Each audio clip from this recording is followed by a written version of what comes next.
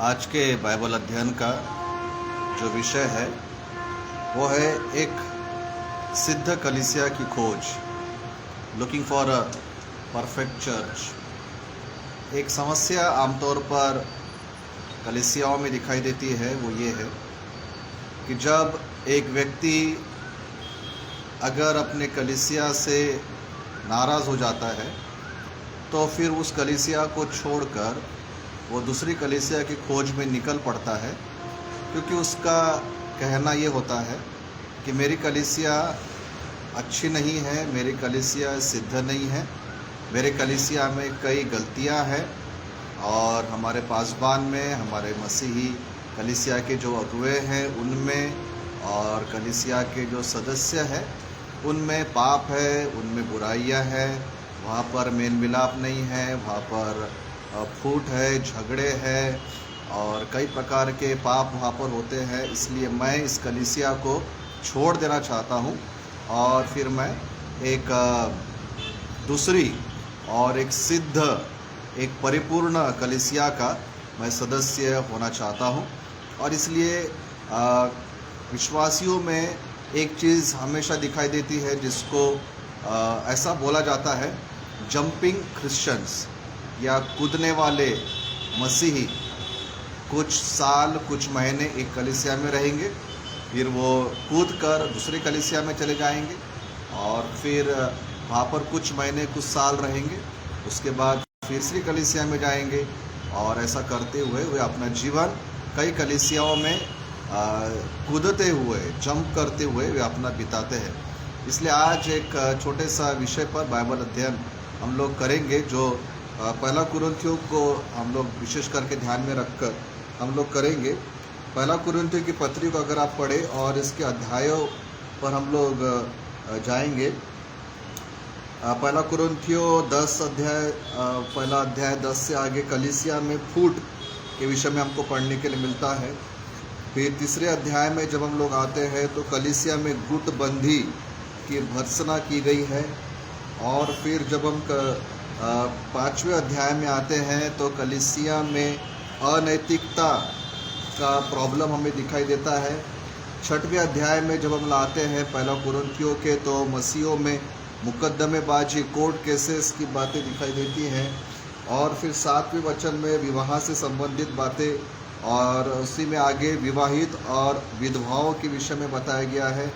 8 अध्याय में मूर्तियों को चढ़ाए गए भोजन के विषय में पौलुस ने लिखा है। 9वें अध्याय में अपने सेवकाई के प्रति वो अपने बातों को बताते हैं।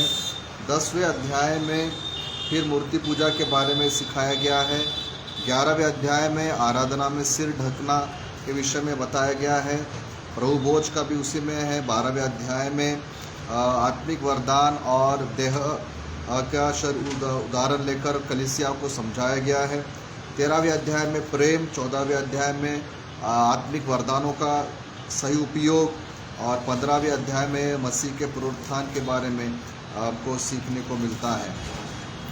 और फिर जब हम लोग इफिसियों की पत्री के लिए, वो उदाहरण के लिए गलातियों की पत्री में अगर हम आए तो गलातियों की पत्री लिखने का मुख्य उद्देश्य था कि वहाँ पर यहूदी और गैर यहूदी लोगों के बीच में व्यवस्था के पालन करने की जो समस्या थी उसके विषय में बताया गया है।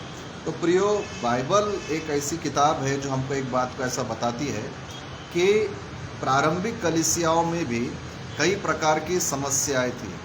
जैसे हमने कुरिन्थियों की पत्री में एक बड़ी लिस्ट को हमने देखा, तो कलीसियाओं में समस्याएं होना ये कोई नई बात नहीं है। कलीसियाओं में मुकदमेबाजी, कलीसियाओं में फूट और ग्रुपिज़म या चुगली होना या व्यभिचार होना या ये सारी बातें दिखाई देना प्रियो, ये कोई नई बात नहीं है। ये प्रारंभिक कलीसियाओं से पाई जाती है और इसका अर्थ ये है कि आज भी कलीसियाओं में ये सब बातें दिखाई देंगी और दिखाई दे रही है, ये हम लोग अपनी आंखों से देख रहे हैं। तो फिर ऐसे परिस्थिति में एक विश्वासी क्या करे, एक कलीसिया का व्यक्ति क्या करे? क्या वो कलीसियाओं को बदलता रहे? अब अगर वो पूरी दुनिया में चला जाए तो हज़ारों कलीसिया उसको मिलेंगी, लेकिन उसको कहीं पर भी अपने पूरे दुनिया में कहीं पर भी उसको एक परिपूर्ण, एक सिद्ध और एक बिना दोष की, बिना समस्याओं की, बिना पापों की, बिना किसी गलत कार्य की कलीसिया प्रियो, उसको दुनिया में, संसार में कहीं पर भी नहीं मिलेगी। कोई भी चर्च दुनिया में ऐसा नहीं है जिस कलीसिया में समस्या नहीं है। इसलिए तो इसका सोल्यूशन क्या है? क्या हम कलीसियाओं से, एक कलीसिया से दूसरी कलीसिया से तीसरी कलीसिया में क्या हम लोग जंप करते रहे, कूदते रहे और कहते रहे कि नहीं, जब तक मुझे सिद्ध कलीसिया नहीं मिलती है तो मैं चर्च बदलता रहूँगा, पास्टर बदलता रहूँगा और मैं दूसरे कलीसिया में जाऊँगा? प्रियो, ये उसका समस्या, ये उसका हल नहीं है, ये समस्या का हल नहीं है।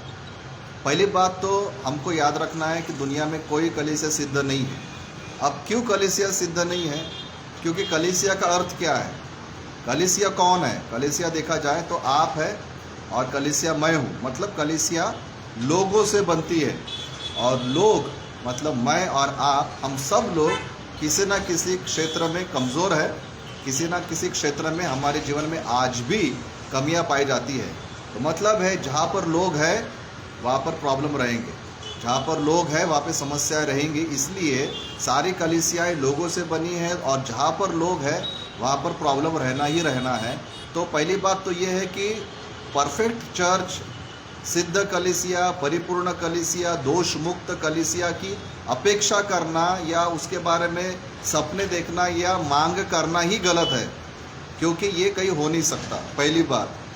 दूसरी बात, बाइबल ये भी नहीं बताती है कि कलीसियाओं में पाप होना चाहिए। कुछ एक दो वीडियो पहले मैंने एक बात को बताया था कि अगर कलीसियाओं में पाप है, व्यभिचार है, अशुद्धता है, दुष्कामना है, तो उस कलीसिया में मूर्ति पूजा है। तो कलीसियाओं में ये सारी बातें नहीं होना चाहिए, बात भी 100% उतना ही सही है। कलीसियाओं में कोई अधर्म, कोई पाप नहीं होना चाहिए, ये साफ रूप है। तीसरी बात ये, तो जब कलीसियाओं में इतनी सारी समस्याएं हैं तो फिर हम लोग क्या करें? क्या हम लोग वहाँ से भाग जाए? नहीं, बाइबल बताती है हम सब लोग कलीसिया के अंग हैं और अंग होने के नाते हमने उस कलीसिया के लिए प्रार्थना करना चाहिए। अगर आप जिस कलीसिया में हैं और अगर उस कलीसिया में आपको कुछ बुराई दिखाई देती है तो आपका पहला कर्तव्य यह है कि उस कलीसिया के बारे में बुराई करना बंद करना है, उस कलीसिया की बदनामी करना बंद करना है, लेकिन अपने घुटनों पे जाकर आंसुओं के साथ अपने कलीसिया के लिए, उन लोगों के लिए आपको प्रार्थना करना है जो लोग आपको सही दिखाई नहीं दे रहे हैं। शायद आपके पास्टर भी हो सकते हैं, शायद आपके कलीसिया के लोग हो सकते हैं। आप उनके बारे में नकारात्मक बोलने के बजाय, आप उनको श्राप देने के बजाय, आपने उनको कोसने के बजाय, आपने उनके लिए घुटनों पे जाके प्रार्थना करना चाहिए। दूसरी बात, आपने उनको सुधारने के लिए उनसे बातचीत करना चाहिए, प्रेम से, समझदारी से, उनको समझाने के भाव से उनसे हमें बात करना चाहिए।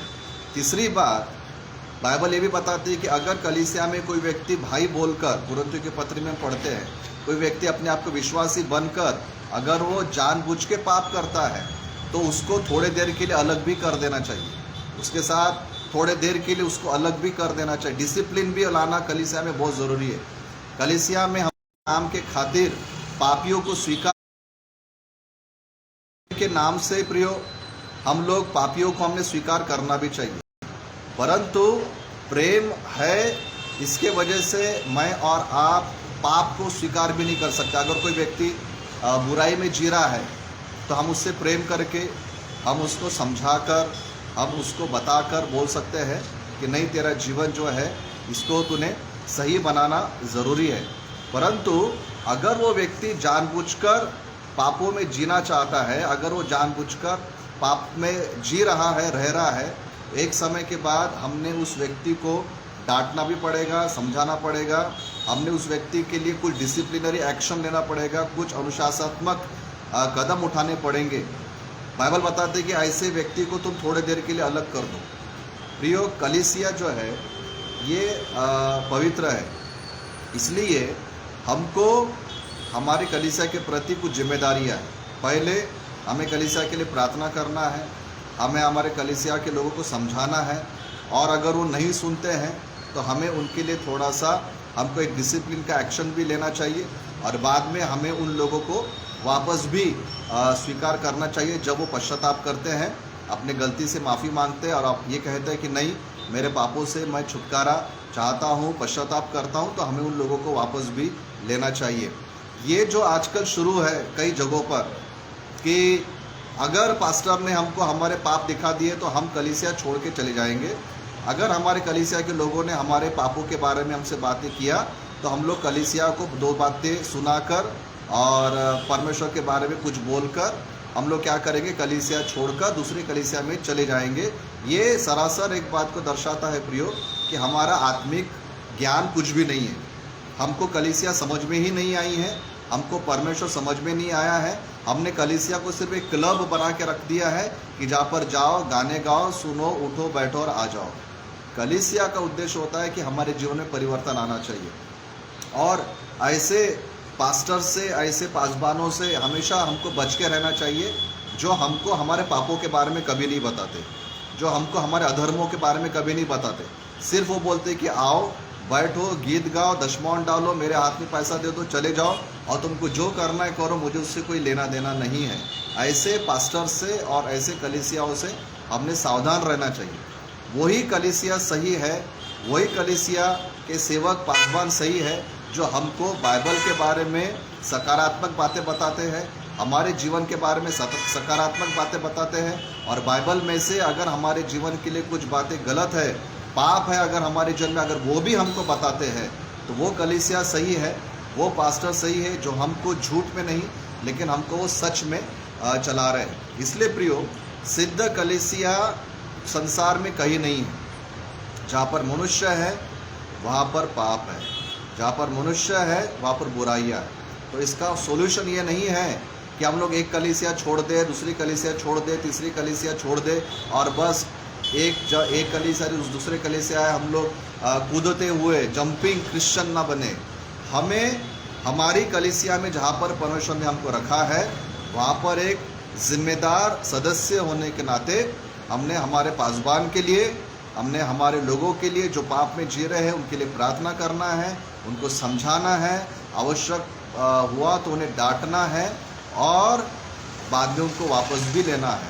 और एक दिन आएगा कि जब परमेश्वर के सामने मैं और आप खड़े रहेंगे तो प्रभु हमसे पूछेगा कि हमने हमारे कलीसिया के प्रति हमने क्या किया है। प्रभु एक दास ने बहुत अच्छा कहा था और वो बात कहकर मैं समाप्त करूँगा। वो ये है कि ये मत पूछो कि कलीसिया ने मेरे लिए क्या किया है, बल्कि ये पूछो कि मैंने कलीसिया के लिए क्या किया है। बहुत इंपॉर्टेंट पॉइंट है।